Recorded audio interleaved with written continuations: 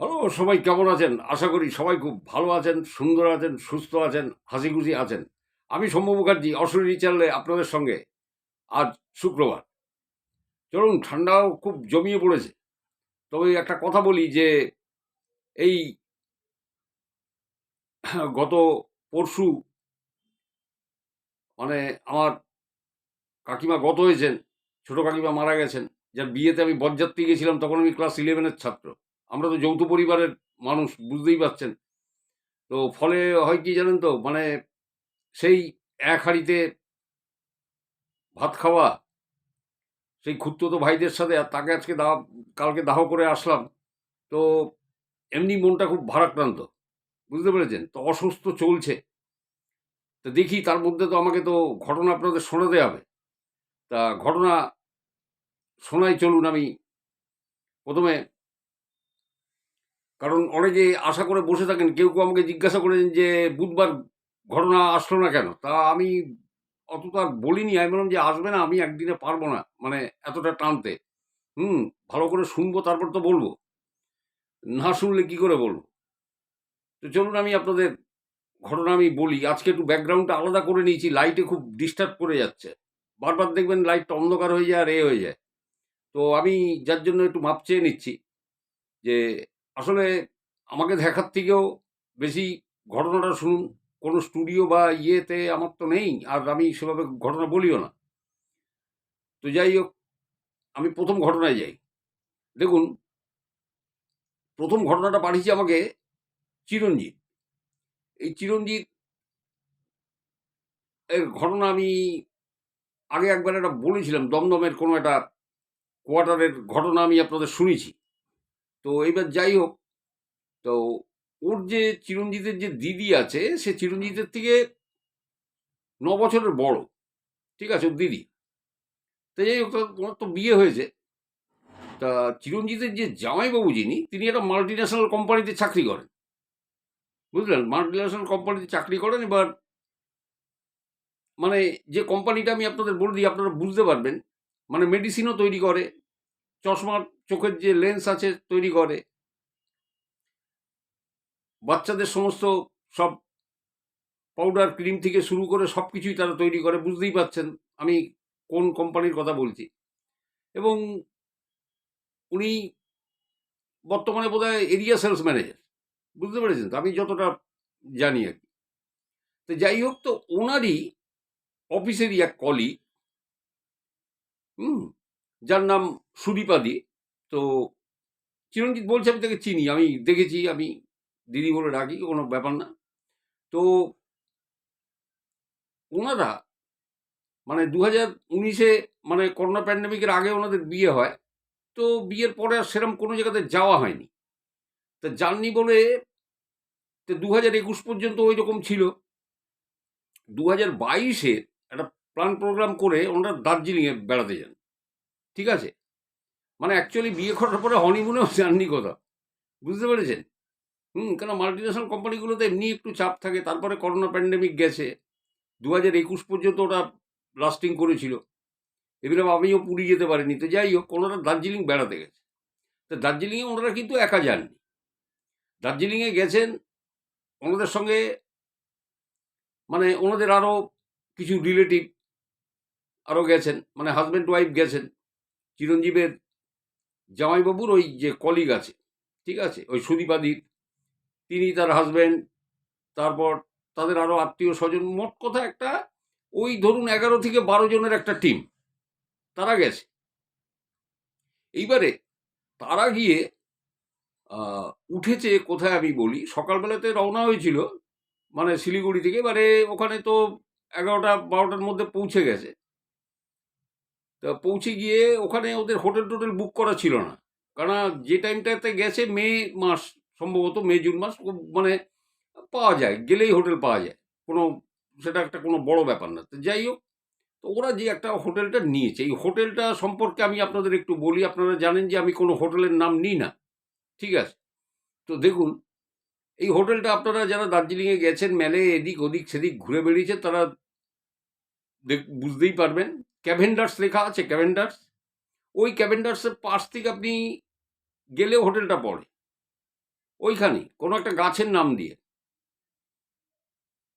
অমুক ইয়ে হোটেল, ঠিক আছে, একটা গাছের নামে আছে হোটেলটা, এটা আমি বলে দিলাম। তো যাই হোক, তো সেখানে তো গেছেন, গিয়ে উঠেছেন। তো ওনারা টোটাল 4টে ঘর, ওই সুদীপাদি ওনার হাজবেন্ড আর এরা দুজন, আর বাকি এক একটা ঘরে 3জন করে, 3 3 6 3 9জন, 9 2 এই 11 তো যাই হোক, এবারে তো হোটেলটা মোটামুটি ভালো। এরা 3টে রুম এদের কিন্তু খোলা ছিল, 3টে রুম, হুম, লক অ্যান্ড কি ছিল না। একটা রুম এরা খুলে দিলেন, ঠিক আছে, একটা রুম, সেই রুমটা কিন্তু বন্ধ ছিল, তো রুমটা খুলে দিয়ে বললো, এই আপনাদের 4টে রুম দিয়ে দিলাম, এবং এটা ছিল ফার্স্ট ফ্লোরে। আমি তাও বলে দিচ্ছি, রুম নম্বরগুলো আমি জানি, যদিও আমি এখানে বললাম না, ঠিক আছে, এই সিরিয়ালি ধরে নিন না, 101 2 3 4, তো এইরকম। এইবার ঘটনা হলো যে এনারা তো ওইখানে গেছেন, গিয়ে তারপর দুপুরে লাঞ্চ টাঞ্চ সেরেছেন, সেরে আবার ওই সামান্য টেম্পারেচার বিরাট কিছু তো তখন থাকে না, কম থাকে না, ওই 12 ডিগ্রি মোটামুটি, দার্জিলিংয়ে যা থাকে 12 ডিগ্রি। তো যাই হোক, তো গেছেন, এবারে গিয়ে সেখানে মেলে ঘুরেছেন, ঘুরে টুরে আবার এই বিকেলের দিকে এসছেন, সন্ধে ঢুকে গেছেন। পাহাড়ে তো সন্ধেবেলার কোনো কাজ নেই।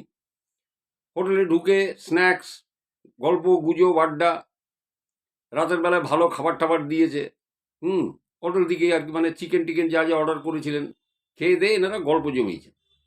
সবাই সবাই মিলে একটা ঘরে বসে গল্প জমিয়েছেন। এবার গল্প করতে করতে এবারে নিজেদের মধ্যে এরা আলোচনা করছেন যে ভাই কালকে কোথায়, মানে কালকে কি প্রোগ্রামটা করা যায়। তখন কেউ কেউ বলছে যে টাইগার হিল দেখতে যাব। এখন দেখুন, টাইগার হিল দেখতে গেলে, টাইগার হিলে যদি যেতে হয় তাহলে কিন্তু সেই মানে মিড নাইটের পরে উঠতে হয়, মানে ধরে নিন 3টে 3টে 3:30, হুম, তার একটু আগে হলে 2:30, এই টাইমে ঘুম ভেঙে ফ্রেশ ট্রেশ হয়ে আপনাকে বেরোতে হবে গাড়ি নিয়ে, তাহলে টাইগার হিলে আপনি সূর্যোদয় দেখতে পাবেন না, মুশকিল হয়ে যাবে। আবার অনেক সময় ঠিক টাইমে গেলেও অনেক সময় দেখা মেলে না। তো যাই হোক, তা এনারা তখন কয়েকজন বলছেন যে না, এই তো ট্রেন জার্নি করে এলাম সবে আজকে, হ্যাঁ, আবার ওই ভোর রাতে উঠে ওই রওনা হওয়া, ওই শরীরে খুব ঝক্কি যাবে, হুম, তার থেকে আজকের দিনটা ফুল রেস্ট নিই, কালকে ওই রোপওয়ে, তারপর টি গার্ডেন টার্ডেনগুলো সমস্ত সব ঘুরে দেখবো, ঘুরে দেখে তারপর দিন প্রোগ্রাম করা যাবে, বুঝলেন। তো এইরকম তো রাত্রে যাই হোক, তো খাওয়া দাওয়া তো হয়েছে ভাই। এবার খেয়ে দেয়ে ওনারা সবাই সব খুব হই হুল্লোড়, গল্প গুজব তো চলছে। তখন প্রায় 11টা 11:30 মতো বাজে। এবারে যে ওয়েটারটা ছিল, ওয়েটারটা এসে জল নিয়ে এসছে, জল দিতে এসছে রুমে। তো জল দিতে আসার পরে তখন বলছে যে যে ভাই, তোমাদের এখানে ধরো টাইগার হিল যেতে গেলে তোমরা গাড়ি ইয়ে করে দাও, গাড়ি প্রোভাইড করতে। বলে হ্যাঁ, আমাদের অনেক প্রচুর ইয়ে আছে, গাড়ি আছে, মানে জানাশুনো আর কি, জানাশুনো আছে, আমরা বললেই আমরা ব্যবস্থা করে দিতে পারি, আপনাদের কোনো অসুবিধা হবে না। হ্যাঁ, আপনারা অনায়াসে, মানে কিন্তু টাইগার হিল দেখতে গেলে আপনাদের কিন্তু ওই 2:30 3টের মধ্যে উঠে যেতে হবে, উঠে ফ্রেশ ট্রেশ হয়ে গাড়িতে উঠে পড়তে হবে, তাহলে কিন্তু দেখতে পাবেন না। তা আপনারা কালকে চলে যান। তা বলছে না, কালকে আর যাবো না ভাই, বুঝলে, আমরা পরশু দিন যাবো, কালকে সাইট সিনগুলো করে নিই, এই রোপওয়ে, তারপরে এই টি গার্ডেন টার্ডেন যা যা আছে মোটামুটি দেখে নিয়ে তারপরের দিন যাবো, কারণ শরীরে খুব ধকল যাবে। তা বলছে না, একটা কাজ করতাম তাহলে, আপনারা সকাল সকাল বেরিয়ে গেলে, তো সকালে আসতেন, আপনাদের এই রুমটা শিফট করে দিতাম, কোনো একটা পার্টিকুলার রুমকে বলছেন, যে রুমে ওই সুদীপাদি আর তার হাজবেন্ড আছে, বুঝলেন, ওই রুমটার কথা বলছে, বলে এই রুমটা আপনাদের শিফট করে দিতাম। তা বলছে কেন ভাই, এই রুমটা কেন শিফট হবে। তা বলছে না, মানে ব্যাপারটা হচ্ছে এটা আমাদের, মানে হোটেলের পার্সোনাল একটা তো এটা আমরা বন্ধ রাখি, এটা আমরা খুলি না, কোনো বাইরের বোর্ডার টোডার আসলে চটপট আমরা দিই না, এটা আমাদের পার্সোনাল ব্যবহারের জন্য রাখা হয়, যদি মালিক পক্ষ বা অন্য কোনো ভিআইপি টিআইপি আসে তাহলে খুলি। ছেলেটা এই কথা বলছে। হ্যাঁ, তা আপনাদের মানে অন্য ফ্লোরে রুম দিয়ে দেবো, কোনো চিন্তা নেই। তা এরা বলছে যে ঠিক আছে, এদের পার্সোনালাইজ রুম হয়তো থাকতেই পারে, যে এই ঘরটা ভাড়া দেওয়া হয় না, পার্সোনাল কাজে লাগে, বা কোনো ভালো অন্য কোনো মালিকের জানাশোনা লোক টোক আসলে তারা হয়তো থাকে, যা বলা যাবে না এগুলো হোটেল। হতেই পারে। তা বললো যে ঠিক আছে। তো ওই ওয়েটারটা চলে গেছে। তো চলে যেয়ে যে যার গল্প টল্প করেছে এতক্ষণ, জানেন তো এনারা যে বসেছেন ফোনে বাড়িতে কথা বলেছেন। হুম। অফিসের কোনো লোক সে ফোন করেছে, তার রেসপন্স এনারা করেছেন, সমস্ত কিছু সব কিছু ঠিকঠাক ছিল। যাই হোক, ওই 12টা 12:30 নাগাদ এরা সব যে যার গুড নাইট বলে যে যার ঘরে চলে গেছে। ওই 3টে রুমে যারা ছিলেন তারা চলে গেছেন, সুদীপাদির হাজব্যান্ড এই রুমে রয়ে গেলেন। তো এবারে শুয়ে পড়েছেন দরজা ফরজা বন্ধ করে, রাত্রে ঘুমিয়েও গেছেন। ঠিক আছে, হঠাৎ রাত কটা বাজে তখন উনি ঘড়ি দেখেননি, সুদীপাদি ঘুম ভেঙে গেছে। একটা পোড়া পোড়া গন্ধ উনি পাচ্ছেন এবং ধোঁয়া, ঘরটা মনে হচ্ছে যেন একদম পুরো ধোঁয়া ধোঁয়া হয়ে আছে, বুঝতে পারছেন? তো বুঝতে পারছেন না যে কি ব্যাপার, ভাই এই ধোঁয়াটা কোথার থেকে আসলো। হ্যাঁ, ঘরটা ধোঁয়া ধোঁয়া হয়ে গেছে, কেমন একটা পোড়া পোড়া যেন গন্ধ বেরোচ্ছে। হাজবেন্ডকে ডেকে তুলেছেন। তো তুলে তারা বলছে দেখো তো এইরকম একটা মানে পোড়া পোড়া গন্ধ কোথার থেকে আসছে, আসছে আর ধোঁয়া ধোঁয়া হয়ে গেছে। এইবারে দেখছেন ওনাদের মানে খাটের মাথাটা যদি ছিল ওদিকে একটা টেবিল রয়েছে, বুঝতে পেরেছেন তো? একটা টেবিল রয়েছে, তার পাশেই জানলাটা রয়েছে, একটা জানালা আছে ওইখানটা। ওইটা দিয়ে কিন্তু সমস্ত ওই মানে হিল টিলগুলো দেখা যায় ওই জানালাটা দিয়ে, মানে মানে নাইস লুকিং ওই উইন্ডোটা। হুম। সব পাহাড়ের ইয়েতে পিকটিকগুলো ওখান থেকে দেখা যাচ্ছে, দেখা যায় দিনের বেলায়। তো বলছে যে ওই জানলার পর্দাটায় দেখছে যে সুদীপাদি দেখছেন আগুন জ্বলছে, পর্দাতে আগুন লেগেছে, এই আগুন লেগে গেছে, আগুন লেগে গেছে, আগুন লেগে গেছে, পর্দায় আগুন লাগলো কি করে? এরা কেউ স্মোক করে না ভাই, কোনো শর্ট সার্কিটও হয়নি, একটা জানালার পর্দা, সেখানে আগুনটা লাগবে কি করে?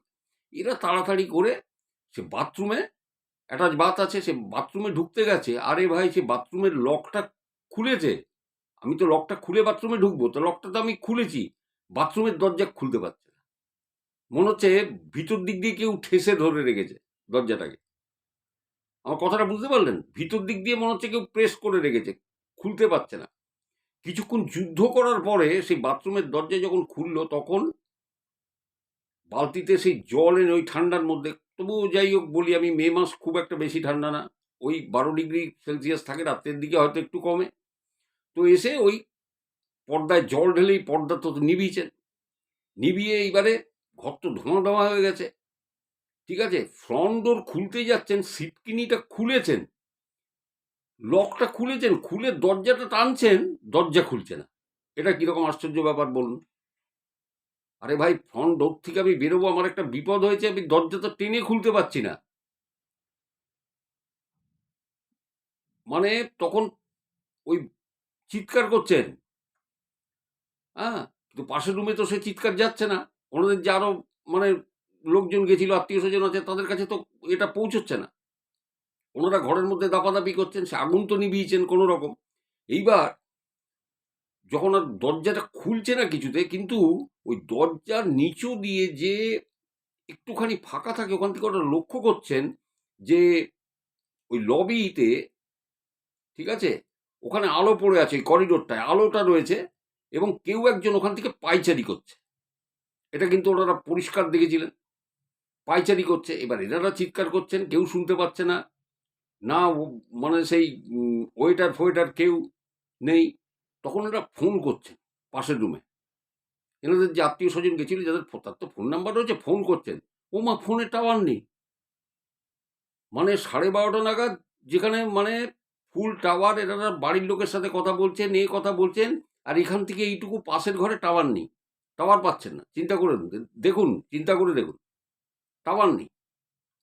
যাকগে, ঘোড়ার ডিম। এবার তখন কি করেছেন, যখন দরজার ফ্রন্ট ডোর খুলছে না, মানে লক সিটকিনি সব খুলে এরম টানছেন, দরজা খুলছে না, তাহলে ভেবে দেখুন। তখন করেছি কি, ওদের পিছন দিকে যে ব্যালকনি ছিল, ওই ব্যালকনির দরজা খুলে বাইরে বেরিয়ে এসে ওই ব্যালকনি থেকে চিৎকার করছে, তোমরা বেরো বেরো, হেল্প হেল্প, মানে হেল্প হেল্প করছেন, চিৎকার করছেন, হেল্প। এই শুনে তো পাশের ঘরেরা তো উঠেছে, উঠে তারা পাশের ঘরের লোককে ডেকেছে, ডেকে দৌড়ে এসছে, এসে তারা দরজা এরকম টোকা দিচ্ছে। এবার যখন সিটকিনিটা খুলেছেন, দেখছেন যে পুরো দরজাটা খুলে গেল। তো কি হয়েছে বলে, আমি তো দরজায় আমরা খুলতে পারছি না, দেখো কি অদ্ভুত ব্যাপার, এইখানে কার্টেনে আগুন লেগে গেছিল। বলে সেই কি? বলে পর্দায় আগুন লেগে গেছিল? বলে হ্যাঁ। বলে ঘর তো পোড়া পোড়া গন্ধ। বলে হ্যাঁ, ধোঁয়া দেখো এরকম হয়ে আছে। আমি ফোনে পাচ্ছি না। আমি বাথরুমে যখন নাকি আমি জল আনতে যাব অ্যাটাচ বাথরুমের লকটা খুলেছি, দরজা ঠেলছি, মনে হচ্ছে ভিতর দিক দিয়ে কেউ ঠেলে রেখেছে দরজা। জল আনতে পারছি না, আমি তোমাদের ফোনে পাচ্ছি না। তারপর ব্যালকনিতে গিয়ে চিৎকার করে আমি হেল্প করেছি। কোনো ওয়েটার নেই, নেই। তখন সব তো এক জায়গা হয়ে গেছে। হ্যাঁ, তো এক একটা ওই ফ্লোরে মনে হয় 7খানা করে 6-7খানা করে রুম আছে। এবার সেই লোকগুলো উঠে পড়েছে, জানেন তো, তারাও উঠে গেছে। এদের মানে যে কজন 11 জন ছাড়া আরো পাশের রুমের লোকও উঠে গেছে। উঠে তখন বলছে যে এই ব্যাপার হয়েছে, ধর ওয়েটারকে। এবার রিসেপশনে গিয়ে সেই ওয়েটারকে খুঁজে বার করে তাকে ধরেছে। বলছে এই তুমি এদিকে শোনো, তুমি এদিকে শোনো, আর তোমার কি ব্যাপার তোমার? বলে কি আছে এই ঘরের মধ্যে তুমি বলো, এখানে পর্দায় আগুন লাগলো কিভাবে? তখন বলছে না ম্যাডাম, সেটা তো বলতে পারবো না, কি করে আগুন লাগলো। বলে না, আমাদের মধ্যে কেউ বিড়ি সিগারেট খায় না, কেউ কোনো স্মোক করে না, কিছু না। এখানে কোনো উম, মানে জ্বালা নেই। তাহলে এটা আলোটা জ্বললো কি করে? তুমি বলো এই ঘরে কি আছে। আমি কেন দরজা খুলতে পারছিলাম না? ফোনের টাওয়ারে পাচ্ছি না, পাশের ঘরে ফোন করতে পারছি না, আমাদের মানে বন্ধু বান্ধবদের যে হেল্প চাইবো সেটা পাচ্ছি না। তোমাদের চিৎকার করছি, তোমাদের কোনো সাড়া শব্দ নেই, কি আছে এই ঘরে তুমি বলো। এবার ওখানে অনেক লোক জড়ো হয়ে গেছে, এদের 11 জন প্লাস পাশের রুমের যারা ছিল তারাও বেরিয়ে এসছে। এবার বলছে দেখো, তুমি ভালোই ভালোই বলো, তাহলে কিন্তু থানায় কমপ্লেন করবো, কারণ আমরা থানায় যেতে বাধ্য হবো। আর এটা তো ওয়েস্ট বেঙ্গলের বাইরে নয় ভাই, আমরা বেড়াতে আসতে পারি কলকাতা থেকে, কিন্তু এটা মনে করো না একদম থানায় যে একদম কড়া স্টেপ নেবো, যে আমাদের জীবন বিপর্যয় হচ্ছিল। তো তখন বলছে যে দেখুন, এটা তো আমি জানি না, আহ, উম, এটা যে মানে আমি নিজে চোখে দেখিনি, তবে শুনেছি যে এখানে একটা কাপল এরকম ছিল, এবং সেই মহিলা গায়ে আগুন দিয়ে মারা গেছিল। ঠিক আছে, তারপর থেকে রুমটা ভাড়া দেয়া হতো, কিন্তু তাও অনেক লোক এইরকম ভয় পেয়েছে, কেউ দেখেছে তার বালিশে নাকি আগুন ধরে গেছে। হ্যাঁ, বালিশে আগুনও দেখতে পেয়েছে। হ্যাঁ, যে খাটটার পরে শুয়ে গেছে তার পাশে আগুন জ্বলছে, এরকম দেখে ভয়ে লাফিয়ে চলে গেছে। তা দেখুন, আমি তো যখন এই ঘটনা ঘটেছে আমি তো ছিলাম না, আমি এগুলো পরে শুনেছি। তা ওই জন্য আপনাদের রুমটা চেঞ্জ করে দিতে চাইছিলাম। এই রুমটা আমরা খুলি না, এই রুমটা বন্ধই থাকে, কাউকে এটা দেয়া হয় না। তা আপনারা যে টাইমে এসেছিলেন তখন বোর্ডার ছিল, যার জন্য দিতে পারেনি, অন্য ঘর বলে 4টে ঘর একসাথে, এই রুমটা খুলে দিয়েছি খালি আজকের মতো। ওই জন্য আপনাদের আমি যখন জল দিতে এসেছিলাম, ওই জন্য আপনাদের বলেছি যে আপনারা রুমটা শিফট করে নেবেন, কালকে সকালবেলা আপনাদের অন্য রুমে দেবো, এই জন্য বলেছিলাম। তখন বলছে তোমার মাথা খারাপ, আমরা এই রুম কেন, এই হোটেলেই থাকবো না, এই হোটেলেই থাকবো না। ঠিক আছে, পরদিন সকাল হয়েছে, মানে ওরাও ডিসিশন নিয়েছে, ওনাদের সাথে যারা গেছিলেন তারাও ডিসিশন নিয়েছে, প্লাস পাশের যে দুটো ঘর ছিল তারাও ডিসিশন নিয়েছে।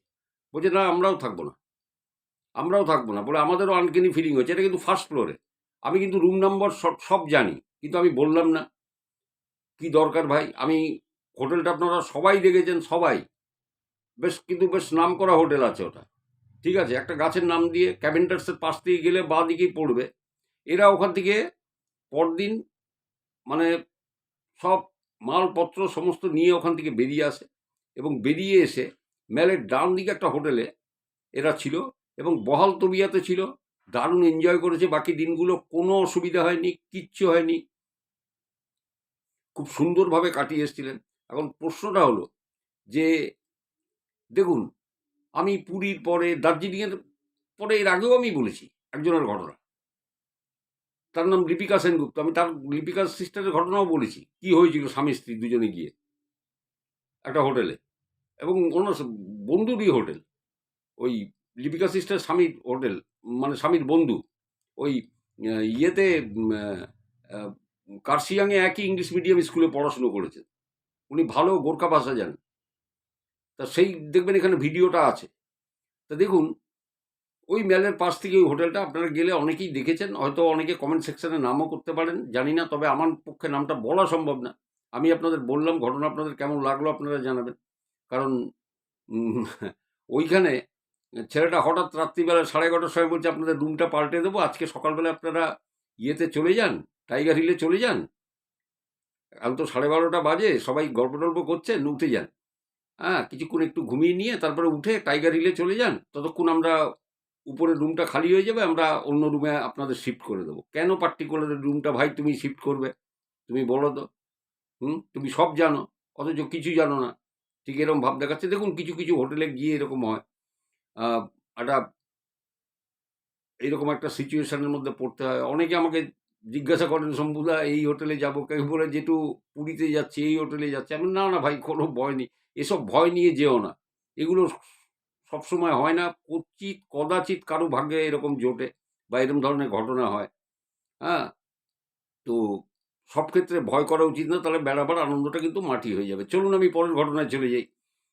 লাইটটা ডিস্টার্ব করবে বলে আমি অন্য একটা মানে সাইড আমি নিয়েছি, নিয়ে আমি সেখানে বসে বলছি। জানি না ব্যাকগ্রাউন্ড তো আপনাদের পছন্দ হবে না, এটা তো স্টুডিও নয়। তো যাই হোক, আর আমার স্টুডিওও নেই। তো যাই হোক, আমি আপনাদের তবুও বলে যাচ্ছি ঘটনা শুনুন। এরপরে ধরুন একটা ঘটনা পাঠিয়েছে। তো এই ছেলেটি ঘটনাটা আমাকে যখন পাঠিয়েছে, তো তখন আমাকে ঘটনাটা দেখছি পরপর পরপর ওই অডিও ক্লিপ এরকম আসছে আমার কাছে পরপর 5খানা 7খানা অডিও ক্লিপ আসছে। তা আমি লিখলাম, ওকে ভাই আপনি পাঠান, আমি পরে আমি শুনে নিচ্ছি। এরপরে দেখলাম ওই অডিও ক্লিপগুলো ধড়াদ্ধার ধড়াদ্ধার ধড়াদ্ধার সব ডিলিট হয়ে গেল। আমি বললাম যে কিরম হলো? আমি হোয়াটসঅ্যাপে গেলাম, আমি বললাম ভাই দাদা আপনি ডিলিট কেন করলেন? হ্যাঁ, ডিলিট করলেন কেন? তো তখন উনি একটা কথা লিখলেন, বললেন আমার ভয় লাগছে, ভয় লাগছে। তা আমি বললাম কেন, ভয় কিসের? কোনো ভয় নেই। হ্যাঁ, আপনি পাঠান। তখন বলছে যে আমি বাড়ির লোকের সঙ্গে একটু আলোচনা করেছি, তারা খুব একটা রাজি না। তো তো তবুও আমি তাদের মোটামুটি সম্মতি নিয়ে আমি ঘটনাটা আপনাকে পাঠাচ্ছি। আপনি কিন্তু খুব রেখে ঢেকে এই ঘটনাটা বলবেন, তাহলে কিন্তু খুব মুশকিল হয়ে যাবে।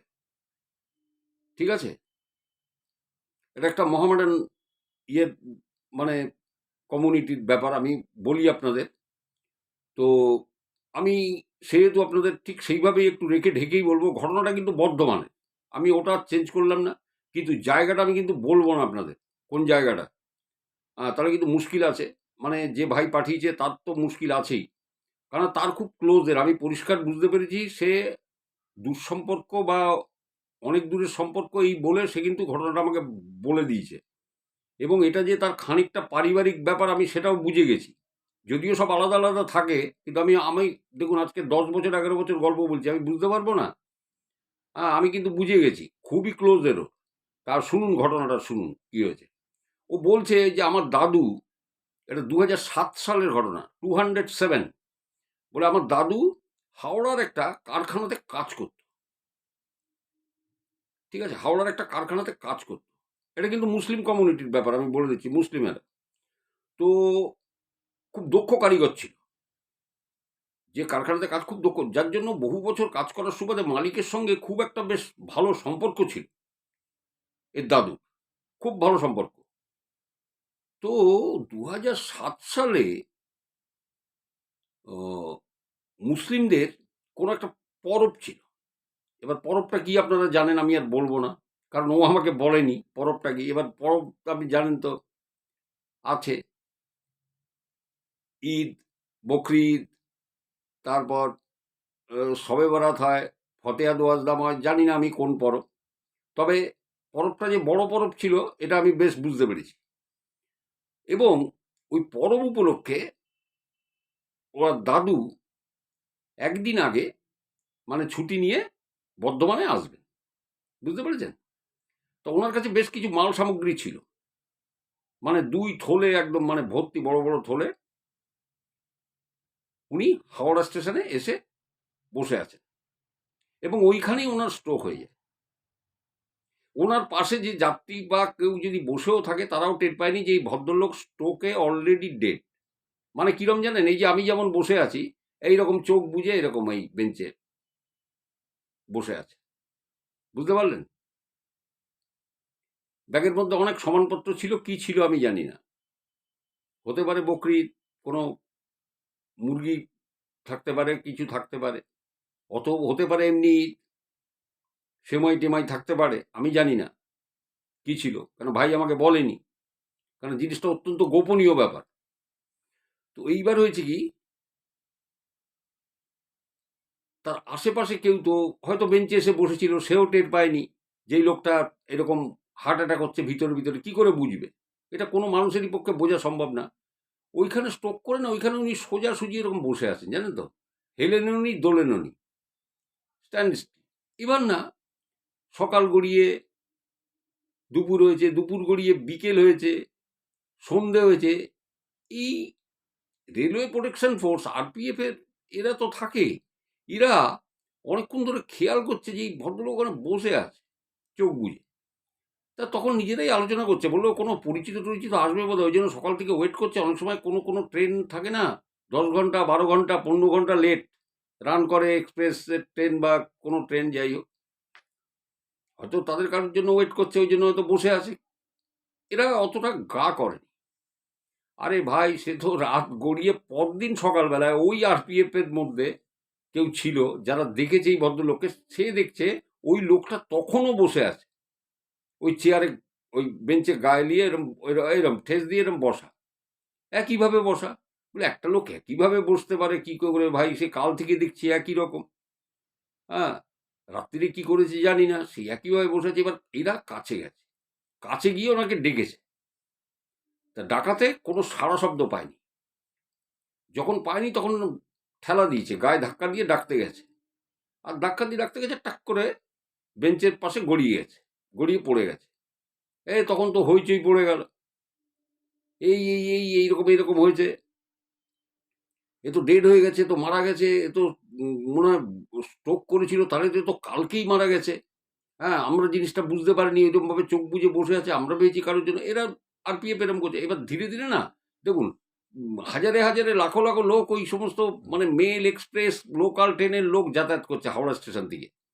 হ্যাঁ, ওল্ড কমপ্লেক্স বলুন, নিউ কমপ্লেক্স বলুন, সবই সেই একাকার। তো প্রচুর লোক। এবার না ক্রমশ লোকের ভিড় জমে যাচ্ছে, ক্রমশ লোকের ভিড় জমে যাচ্ছে। এবার সেই দিনই হয়েছে কি জানেন, ওই কারখানাতে কাজ করে একটি ছেলে, সে তার কোনো রিলেটিভকে ট্রেনে তুলতে এসেছিল, কারণ মুসলিমদের একটা পরব ছিল, আমি বলেছি আগে। তো ট্রেনে তুলতে এসেছিল, তা সে এসে ওই দেখছে এক জায়গাতে খুব ভিড়। তো ভিড় দেখেও জিজ্ঞাসা করছে যে এখানে কি হয়েছে। তো বলছে যে ওই একটা লোক মারা গেছে, কালকে নাকি মরেছে, কেউ টের পায়নি, এইরকম এরকম। তা ও বাড়ি চলে যাচ্ছিল ছেলেটা। তো বাড়ি যেতে যেতে হঠাৎ মনে বললো, কি জানি, যাই তো একবার দেখে আসি তোকে। এসে দেখছে যে ওদেরই কারখানায় কাজ করে যে খুব পরিচিত নাম হচ্ছে বড় ভাই, যেহেতু মহামেডান তো বড় ভাই বলে ডাকতো, এবং দক্ষ কারিগর। ও তখন দেখছে, আরে এ তো বড় ভাই, সর্বনাশ, বড় ভাই তো কালকে বাড়ি যাওয়ার জন্য এরকম মানে ছুটি নিয়ে বেরিয়ে গেছিল, সব সদা টদা করে মালটাল নিয়ে বাড়ি যাবে বর্ধমানে। কি কি ব্যাপার? তখন গিয়ে মালিককে খবর দিয়েছে। এবার মালিক তার লোকজন, খুব ধারে কাছের খুব ক্লোজের যারা লোকজন আছে তাদের নিয়ে এসছে। এসে তারা এদিক ওদিক খুঁজে পায়নি, তখন আরপিএফ এর ওই পোস্টে গেছে, যে তাদের বলেছে যে এই ব্যাপার। তখন বলছে আপনি কে? তখন বলছে আমারই কারখানায় কাজ করে। তো ব্যাপারটা হচ্ছে, বলে না ওনার তো কোনো সেরকম আইডেন্টিটি বা আমরা কিছু পাইনি, যে কোনো জায়গায় কাজ করেন বা কিছু, বা আধার কার্ড বা কিছু সেরকম কিছু আমরা তো পাইনি। তা না পেয়ে আমরা লোকাল থানাকে এটা হ্যান্ড ওভার করেছি। ঠিক আছে, লোকাল থানাতে হ্যান্ড ওভার করেছি। তা হ্যান্ড ওভার করে তো আমরা দিয়েছি, তারা বোধহয় কোনো হসপিটালে দিয়েছে, আপনি দেখুন সেটা। তা বলছে যে ঠিক আছে। তা কোন হসপিটাল? তখন ওই মালিক বলেছে ওই ছেলেটাকে, যে ছেলেটা দেখেছিল যে এ তো বড় ভাই, ওকে বলছে আচ্ছা এরা চাচা, চাচা তো ভাই থাকে না হাওড়াতে? তা বলছে হ্যাঁ থাকে। এবার বলছে যে তুমি চেনো ওইটা ইয়েটা? বলে হ্যাঁ চিনি, আমি বড় ভাই ওইখানে যেত ওই চাচা তো ভাইয়ের কাছে। তা বলে তুমি যাও তাহলে ওনাকে খবর দাও। এবার ওনাকে খবর দিয়েছে, তা উনিও এসছেন। তা এসে তা তখন জিজ্ঞাসা করেছে, সেই থানাতে গেছে, যে বলছে যে আমার এরকম দাদা হয়, আমি ওনার ভাই হই, খুড়তুতো ভাই, আমি হাওড়াতে থাকি, বর্ধমানে থাকেন, তাই এরকম মারা গেছেন। তা বলছে দেখুন আরপিএফ আমাদের থানাতে এটা দিয়ে গেছিল বডিটা। এবার ব্যাপারটা হচ্ছে এটা আমাদের থানার মধ্যে পড়ে না, আমরা অন্য থানায় এটা যে থানাতে ট্রান্সফার করেছে, বলছে বডিটা অন্য থানায় পাঠিয়েছি, তারা সেখান থেকে অমুক হসপিটালে পাঠিয়েছে, আপনি খোঁজ দিন। তখন মালিক বলেছে ওই চাচাতো ভাইকে যে আপনি একটা কাজ করুন, আপনি গ্রামে যান, গ্রামে গিয়ে আপনি গ্রামের মানুষ টানুষদের সব নিয়ে আসতে বলুন এখানে, বা তার বাড়িতে খবর দিন। তো আমি বলছি ঠিক আছে, তারা তো গেছে সেই চাচাতো ভাই। এবার ব্যাপারটা হয়েছে কি, গ্রামের লোকজন নিয়ে গাড়ি টাড়ি নিয়ে যে আসবে, বডিটা নিয়ে যাবে, হ্যাঁ, পরদিন বাংলা বন্ধ। এবার এরা তো গ্রামের মানুষ, তো একটু ভয়টা পায়, রুখে গেছে যে কি জানি মাঝ রাস্তায় সেই গাড়ি ফাড়ি ধরে নেবে বা ইয়ে করে নেবে, বিশ্বাস করবে না, আম, তো আর ঝামেলা হয়ে যাবে। তাহলে আজকের দিনটা রোখো। তাহলে এবার আপনারা যারা ঘটনাটা শুনছেন তারা চিন্তা করুন যে এই বডিটা কবে মরেছে, কদিন হয়ে গেল, 3 থেকে 4 দিন হয়ে গেল, বুঝতে পেরেছেন? মানে মাঝখানে একটা বাংলা বন পড়ে গেল, মানে একদিন মরলো, তার পরের দিন সেটা আবিষ্কার হলো, হয়ে সেটা একটা থানাতে গেল, সেখান থেকে আর একটা থানাতে গেল, বলে এটা আমাদের এখতিয়ার না, সেই থানা আর একটা হসপিটাল মর্গে সেটাকে পাঠালো, পাঠিয়ে চাচাতো ভাইকে খবর দিল, খবর দিয়ে পরদিনের চাচাতো ভাই সেই দিনই সেই দিনই রওনা হলো বর্ধমানে, হয়ে পরদিন বাংলা বন্ধ। তাহলে তো ভাই এমনি 4-5 দিন তো হয়ে গেল, বডি তো ডিকম্পোজ শুরু করেছে। তো যাই হোক, এরা বাংলা বন্ধের পরের দিন সেই গাড়ি নিয়ে সেই থানাতে এসছে, এসে তখন বলেছে যে এই মানে তার যে পরিচিত আত্মীয় স্বজন যারা আছে, বাড়ির লোক আছে, তারা বলেছে, আর তার চাচাতো ভাইও ছিল, তার ভাইপো ছিল, ওই বড় ভাই, তো বলছে যে এরকম স্ট্রোক করে এরকম মারা গেছে। বললো দেখুন আমরা তো অমুক হসপিটালে আছে, আপনারা যান। বলে তো পারমিশন তো লাগবে, আপনাদের পারমিশনটা লিখে দিন। তো ওরা পারমিশন লিখে দিয়েছে যে এই ব্যক্তি নাম, এই বাড়ি এইখানে, এই হাওড়া স্টেশনে এরকম ইয়ে হয়েছিল, এটা পোস্টমর্টমে দেওয়া হয়েছিল, বডিটা এদের দিয়ে দাও, ময়নাতদন্ত রিপোর্ট দিয়ে তো বডিটাতে দিয়ে দাও। তো যাই হোক, ওটা তো গেছে। এবার সেই হসপিটালে যাওয়ার পরে সেই মর্জারি, যেটা সেই মরিঘর যেটাকে আমরা বলি পরিষ্কার বাংলায়, তো সেইখানে গেছে। তো সেইখানে যে তো বলছে যে এরকম এই এতদিন আগে এইরকম একটা লাশ এরকম ইয়েতে এসছে, বডি এরকম। তারা বলছে না, এখানে তো কত হাজার হাজার ওইরকম লাশ আসে, কি কোনটা সেটা তো ওইভাবে তো বলা যায় না, মানে এইটা দাও, ঠিক আছে। তো তখন ওই হাতে কিছু টাকা টাকা গুঁজে দিয়েছে। তো গুঁজে দেওয়ার পরে তারপরে বলেছে যান ওখানে, ওই লোকটা একটা লোক ডেকেছে, বলে এদিকে আসুন, ভিতরে চিনতে পারবেন, শনাক্ত করতে পারবেন? তা বলছে যে হ্যাঁ পারবো। তা ওর এক ভাইপো ছিল, সে ঢুকেছে ভিতরে। অনেকে অনেকে যেতে চায় না ভিতরে ঢুকতে, আমি একবার ঢুকেছিলাম ভিতরে। হুম। এই আমার যে কাকিমা মারা গেলেন, ওনার বাবাও ঠিক এই গ্যাস্ট্রো ইন্টেস্টাইনাল ইয়েতে অপারেশন করতে গিয়ে মারা গেছিলেন। তখন আমি নীলরতনের ওই মর্গে ঢুকে আমি শনাক্ত করেছিলাম। তো ঠিক আছে, তো ঢুকেছে, ঢুকে দেখছে যে একটা পলিথিন দিয়ে তার দিয়ে বাঁধা, বাঁশের খেটোর সাথে একটা পলিথিন দিয়ে এ দিয়ে বাঁধা। পলিথিন মানে ছাদে ওই যে ছাদ করার সময়, ছাদ ঢালাই করার সময় যে পলিথিন, লাল নীল পলিথিনগুলো পাতলা পাতলা, ওই দিয়ে মোড়া। তা পলিথিনটা কোনো মতে ওই ডোম সরিয়েছে, তখন মুখটা দেখে বুঝতে পেরেছে সে ফুলে হাতির মতো হয়ে গেছে, জানেন তো, বডিটা ফুলে ফুল হাতি। এইবার সেখান থেকে তো বাধ্য করেছে, তখনও তো বোঝেনি, জায়গাটা তো ঠান্ডা। এবার গাড়িতে তুলেছে, তুলে যখন নিয়ে আসছে সেই পলিথিনে ঢাকা দেয়া, বলছে পারফিউম ছেটাতে বলে গাড়ি এক জায়গায় দাঁড় করিয়ে বলছে 1 ব্যাগ পারফিউম কিনেছে, 1 ব্যাগ, মানে স্প্রে স্প্রে কিনেছে। বলছে 1 ব্যাগ, চটের ব্যাগ কিনে সেই ছেটাতে ছেটাতে এসছে। বলছে কারুর গায়ে জামা নেই, রুমালে আটকায়নি গন্ধ, রুমাল দিয়েছে, রুমালের পরে যার কাছে গামছা ছিল সে গামছাতে কুলোনি, তারপর জামা বেঁধেছে নাকে মুখে, সবার খালি গা, মানে এত গন্ধ টেকা যাচ্ছে না। বলছে যে আমাকে ঘটনাটা বলেছে ওর খুব ক্লোজের, আমি কিন্তু আগের থেকে বলে দিলাম, যার জন্য সব কিছু গোপন রেখেছে। আমাকে অনেক কিছু এর মধ্যে কাটছাট করেও কিন্তু ঘটনাটা বলেছে, অনেক কেটেছে, আমি বুঝতে পেরেছি। 7খানা ক্লিপিংসের মধ্যেও 4খানা ক্লিপিংস এনেছে, 4খানা ক্লিপিংকে ও শেষ করে দিয়েছে ঘটনাটা। তো শুনুন, এইবারে সেই বডি স্প্রে তোমাদের সব শেষ, এক ব্যাগ বডি স্প্রে। ওই স্প্রে করতে করতে এসছে, কখনো নিজের গায়ে দিচ্ছে, কখনো সেই মৃতদেহের গায়ে দিচ্ছে। মানে কি অবস্থা চিন্তা করুন, যে কি গন্ধ। বলছে যে এত গন্ধ ছিল, তার মানে ও ওয়ান অফ দ্য উইটনেস, ও সাক্ষী ছিল, যে আমাকে ঘটনা পাঠিয়েছে। আমি তো এখানে নাম নিচ্ছি না, সুতরাং কোনো অসুবিধে নেই, ও ছিল। তা নাহলে যে গন্ধের বর্ণনাও করেছে, বলছে 100টা গরু মরা যদি এক জায়গায় কোনো পচে যায়, তাহলেও এত গন্ধ হবে না। বললে দাদা, একটা মাছ যদি কোনো জায়গায় মরে পচে থাকে, আমরা তার গন্ধে টিকতে পারি না। আর আপনি চিন্তা করতে পারছেন যে 5 দিনের মরা যখন আমরা নিয়ে যাচ্ছি, তার কি গন্ধ। বলে যখন গ্রামের চৌহদ্দির মধ্যে পৌঁছেছি, 1 কিলোমিটার আগে থেকে গ্রামের মানুষরা গন্ধ পেতে শুরু করেছে। গ্রামের মধ্যে যখন ঢুকেছে, তখন নাকে সবাই এরকম দিচ্ছে,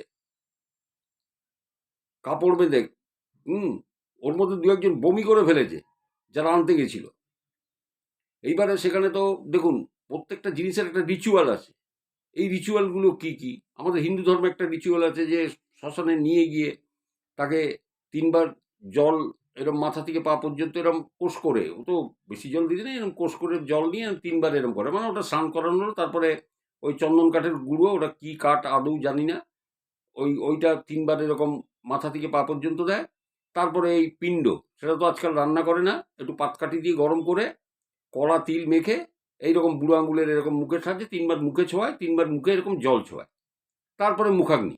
তাই এই যে রিচুয়ালগুলো আছে, তা মুসলিমদের রিচুয়ালটা কি আছে? মুসলিমদের রিচুয়ালটা যেটা আছে, যেটা আমি জানি বা যেটা এই ভাইয়ের থেকে জেনেছি, যে যে টাইমে যাওয়া হলো, সেই টাইমটা দেখা হবে, যে দুপুর হয়, তাহলে বিকেলে আজানের পরে, তারপরে নামাজ পড়ে ওটা গোট দিতে হবে। এবং শুধু তাই না, তাকে স্নান করাতে হবে, লাশটাকে ভালোভাবে স্নান করিয়ে তাকে নতুন কাপড় পরাতে হবে। কাপড় পরিয়ে আজানের পরে নামাজ পড়ে তারপর তাকে গোট দিতে হবে, এটা করতে হবে। কিন্তু দাদা, ওই যা বডি, আর যা মানে পচেছে, ঠিক আছে। তা বলছে যে কি করা যায়, গাড়ি থেকে নামিয়ে তো সে তো বলছে আর কিছু করার উপায় নেই। এখন সে তো দুপুরবেলাতে এরা পৌঁছেছে, এবার বিকেলের আজান শেষ না হওয়া পর্যন্ত তো ইয়ে করতে পারবে না। সেই আজান শেষ হয়, তখন বলছে যে কোনো মতে 3 বদনা পানি, 3 বদনা, বদনা বলে যেগুলোকে, এরম বড় বড় পেতলের, ওই দিয়ে ওই পলিথিনের উপরে জল ঢেলেছে।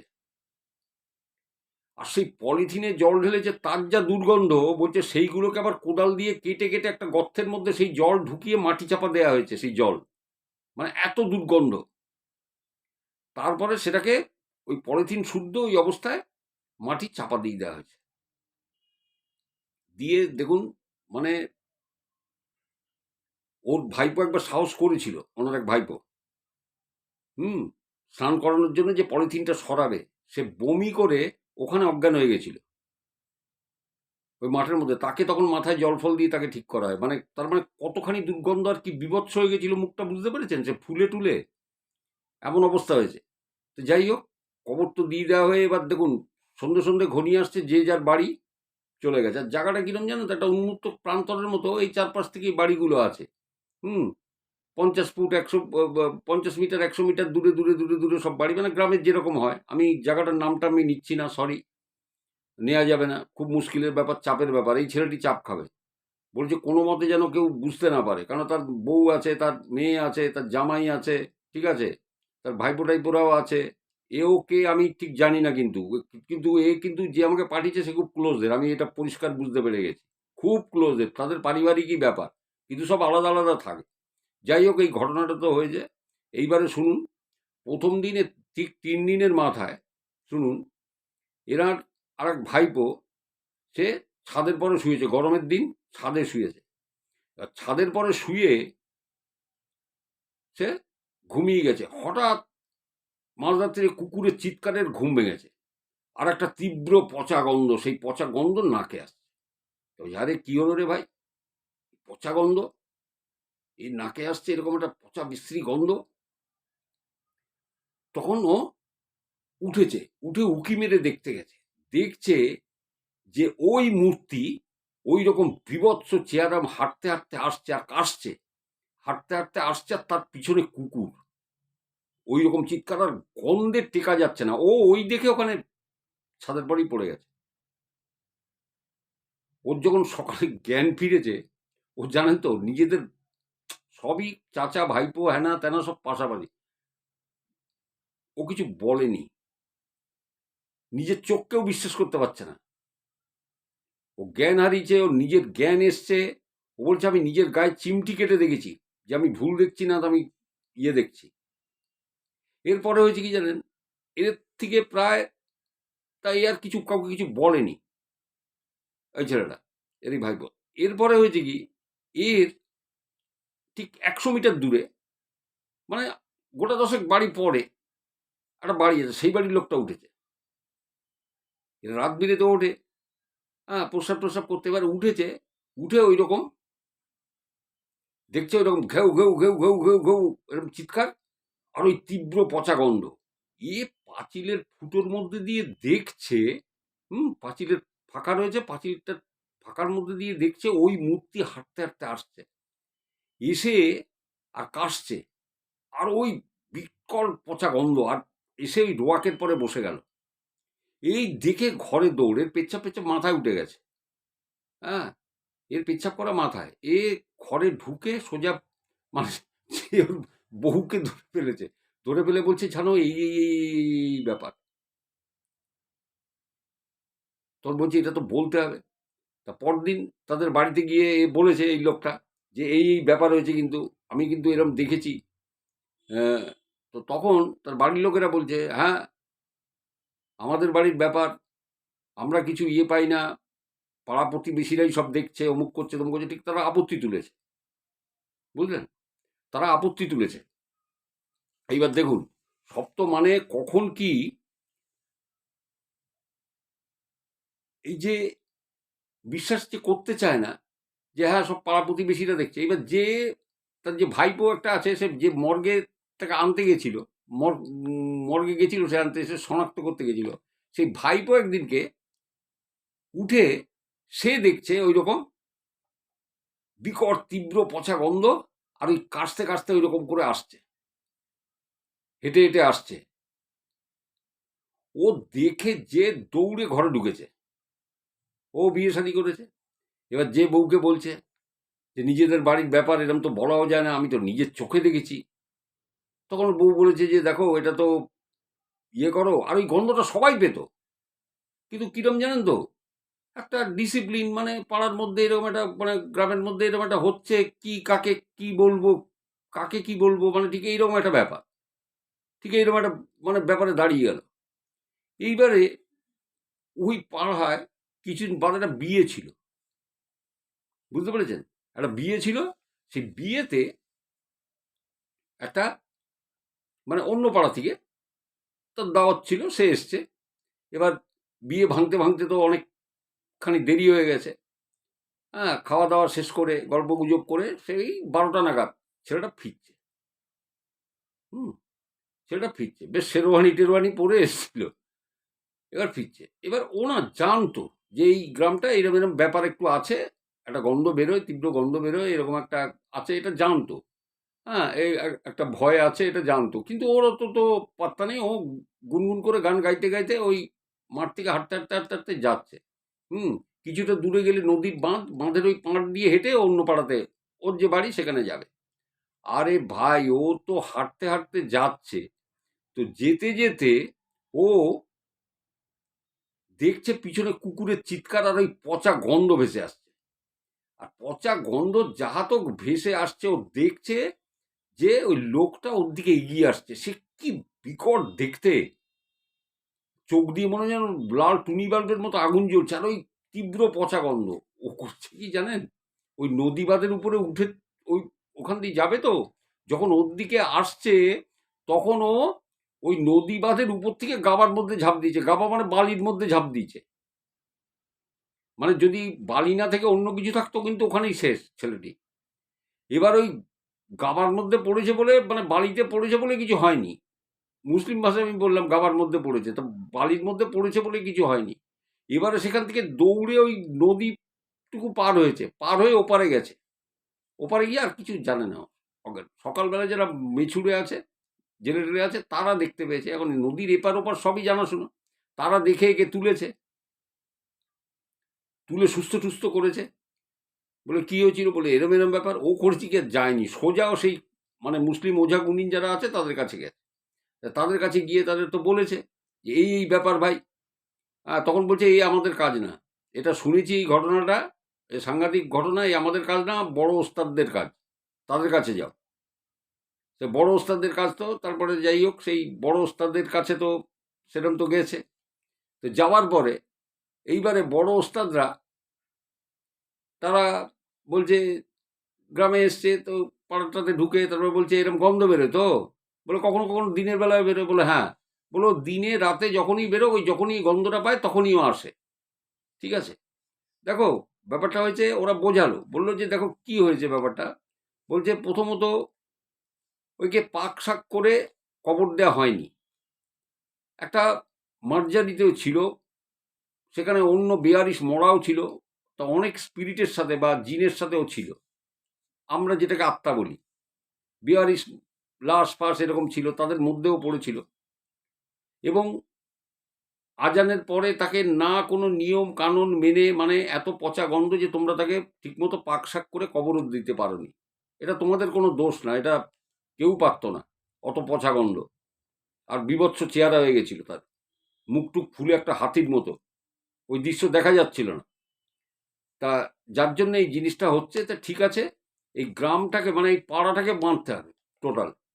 তো তারা তাদের রিচুয়াল মেনে ওই পাড়াটাকে বা গ্রামটাকে পুরো বেঁধে দিল। 18 জন এসেছিল, 18 জন, 18 পিপল, 18 জন লোক এসে ওই মুসলিম তারা এসে ওই পাড়াটাকে পুরো কিন্তু বেঁধে দেয়। কিন্তু এতে যে খুব একটা মানে বিশাল কিছু হয়েছিল সেটা কিন্তু না, ওই গন্ধটা কিন্তু পাওয়া যেত। এবং নাও এর ডেজ ওটা পাওয়া যায়। কি হয়েছিল জানেন, ওই পাড়াটা তো বেঁধে তো দিয়ে গেল, দিয়ে যাওয়ার পর এই যে লোকটি মারা গেছিল, এই বড় ভাই, এনার মেয়ে তো বিয়ে হয়েছে, বিয়ের পরে জামাই এসছে। তো জামাই রাত্রিবেলা বাথরুম করতে উঠেছে। এবার জামাই যখন রাত্রিরে বাথরুম করতে উঠেছে, তখন ওর বউ বলছে যে তুমি ঘরের ভিতরে যে বাথরুম আছে, মানে আমাদের চৌহদ্দির মধ্যে, ওই বাথরুমে যাও, বাইরে যাও না। তখন বলছে না না না, বাইরে একটু হাওয়া টাওয়া আছে, খোলামেলা আছে, বাইরে যাই। এ বাইরে গিয়েছে, গিয়ে দেখছে যে ওই তীব্র গন্ধ, আর হেঁটে হেঁটে ওই দিকে আসছে, ওর দিকে, সে চোখের দিকে তাকানো যায় না। ওই দেখে জামাই অজ্ঞান। তার বউ তাকে ছ্যাঁচড়াতে ছ্যাঁচড়াতে, মানে যে মারা গেছিল তার মেয়ে তাকে ছ্যাঁচড়াতে ছ্যাঁচড়াতে, একা টানতে পারছে না, বাড়ির লোক ডেকে তাকে টেনে ঘরে নিয়ে গেছে। পরের দিন ওঝা নিয়ে এসছে, সে মুসলিম নিয়ে এসে তাকে তো সুস্থ টুস্থ করেছে। জামাই যে সেই যে শ্বশুর বাড়ি ত্যাগ করেছে, মানে বউ ত্যাগ করেনি, বউ ত্যাগ করেনি, সে বলছে আমি শ্বশুর বাড়িতে যাবো, বলে আজ প্রায় 15 থেকে 20 বছর হয়ে গেল সে আসে না শ্বশুর বাড়ি। বলল না, আসে না, আসেই না, বুঝলেন, সে শ্বশুর বাড়িতে আসেই না। এবং আর একটা কথা বলেছে যে ওই যে কাশতে কাশতে রোয়াকে ওই যে বসলো, বলো পরদিন ওখানে দেখা যেত কাঁচা রক্ত আর লালা পড়ে আছে, কাঁচা রক্ত আর লালা পড়ে থাকতো, দেখা গেছিল। এটা আমাকে পরে অডিওতেও আমাকে বলেছে যে এইরকম। এবং বলছে যে দেখুন, আমি আপনাকে একটা কথা বলি, গন্ধ কিন্তু এখনো বেরোয় নাও এ ডেজ, তবে ক্ষণে ক্ষণে কোনো কোনো সময় সেই গন্ধ কিন্তু এখনো পাওয়া যায়। এখনো যে পুরো ক্লিয়ার হয়েছে তা কিন্তু নয়। বললো আমি খুব দাদা, আপনাকে খুব অনেক কাট ছাট করে আমি ঘটনাটা বলেছি, কারণ আমি চাই না যে বিরাট কিছু জানাজানি হোক, মানে আমার কোনো নিন্দামন্দ হোক বা হোক, যে ইউটিউবে এটা দিয়ে একটা মানে বিশ্রী একটা ক্যাটাভারাস করেছে। এবং আমি আপনাদের বলেছি যে আমি একবার মানে মানে খানিকটা কিরম জানেন তো, থ্রেটনিং খেয়েছিলাম। হ্যাঁ, এই ভিডিওটা আপনার, আপনি করেছেন। তা আমি যে হ্যাঁ, কে, তুমি কে ভাই? হোয়াটসঅ্যাপে চলে এসছে সেই ভিডিওটা, যে ভিডিওটা মানে ওতে তার নিন্দামন্দ করা হয়েছে, ওই জন্য এসছে। এবার কিছুই তো খুঁজে পাবে না, আমি তো তার নাম ধামও নিইনি, সে কী করে কোনো কমপ্লেন তো করতে পারবে না। আমি তো কোনো নাম নিই না, এখানেও দেখুন আমি কোনো নাম নিইনি। এবং আমি কিন্তু খুব সংক্ষেপে এবং অতি সংক্ষেপে ঘটনাটা আপনাদের বলে দিয়েছি। এটা কিন্তু বর্ধমানের ঘটনা, আমি এটা ডিস্ট্রিক্ট ঠিক রেখেছি, খালি আমি কিন্তু এরিয়াটা আমি বলিনি। হুম।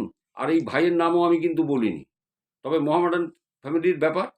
হুম তো যাই হোক, মানে সে ভগবান বলুন, আল্লাহ বলুন, যার কাছে বলুন যে এরা ভাই ভালো থাকুক, সুস্থ থাকুক, সেই ইয়েটা কেটে যাক। কিন্তু ওই ভাই বলছে যে এখনো কিন্তু মাঝে মধ্যে সেই ইয়েটা বেরোয়।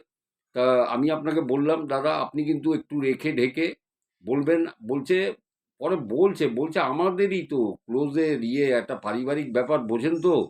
এই বলা মানে মানে খুব মানে সাংঘাতিক ব্যাপার। আমি যার জন্য ডিলিট করে দিয়েছিলাম।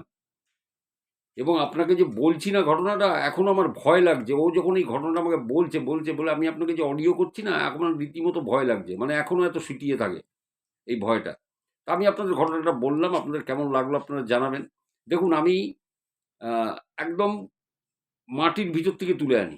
হয়তো অনেক সময় মিউজিক না দিয়ে বা সেরকম স্টুডিও না থাকাতে অনেক সময় হয়তো আপনাদের হয়তো ভালো নাও লাগতে পারে। কিন্তু আমি একদম জমিন থেকে আমি তুলে নিয়ে আসি এইগুলো। এবং যারা আমাকে দেয় তারা খুব ফেথফুলি দেয়, বিশ্বাস করে দেয়।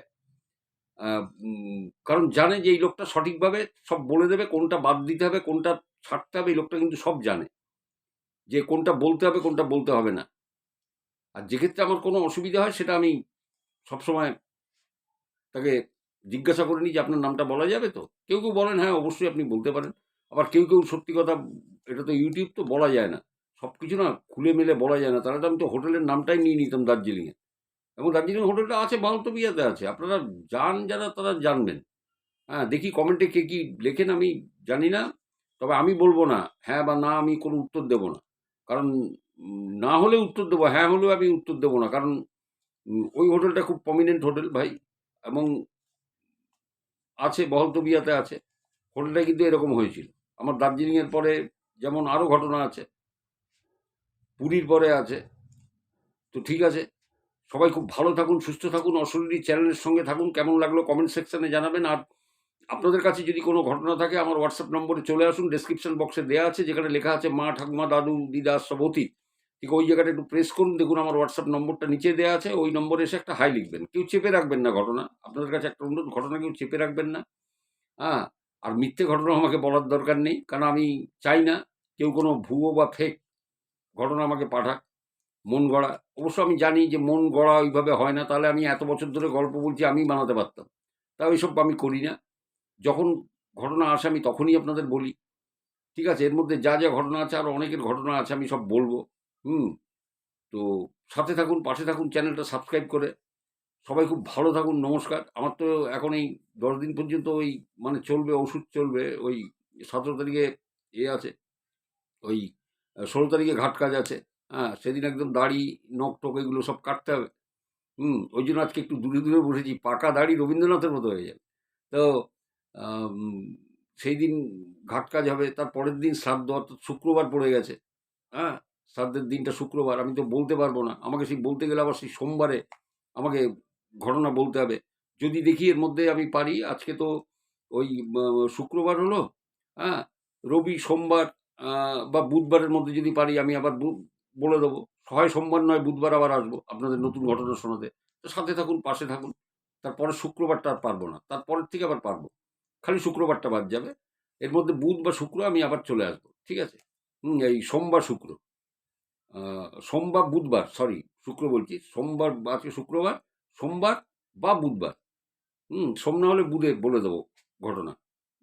তবে সোম, বুধ, শুক্র এই ৩ দিনই চোখ রাখবেন। আপনারা যারা সাবস্ক্রাইব করেছেন ওইখানে ইয়েটা যাবে। এবং ঘটনাগুলো জানবেন যে শম্ভু মুখার্জি যখন কোনো ঘটনা বলে, দেখুন আমার হাতে কিন্তু এই কাগজ আছে, আমার পয়েন্ট নোট করা থাকে। ঠিক আছে? আমি ঝুটা কাহিনী আমি বলি না। আমার মুখ থেকেই বেরোবে না। ও আমাকে ফেললে আমি বুঝে যাব। আমাকে ফেললে বুঝে যাব। দেখুন, এই যে হোটেলটার কথা আমি দার্জিলিংয়ে বললাম, এখানে কিছু ভাই ঘটেছে। ঘর ধোঁয়া হোক, কিছু ব্যাপারে এনারা ভয় পাক পেয়েছেন। এবং দরজাও যে খুলতে পারেনি, দরজা আটকে যাচ্ছে। বাইরে থেকে মনে হচ্ছে কেউ যেন হাঁটাচলা করছে, আলোটা দেখা যাচ্ছে করিডোরের, সবই ঠিকই আছে। ফোনে লাইনও পাননি। তাহলে কি আর অতগুলো লোক মিলে হোটেল ছাড়ে? শুধু তাই না, তার পাশের ঘরও ছেড়ে দিয়েছিল। ২ ঘর।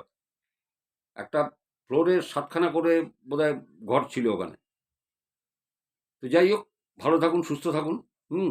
আজকের মতো আসছি। আবার দেখা হবে। আইদার সোমবার নয় বুধবার। নমস্কার।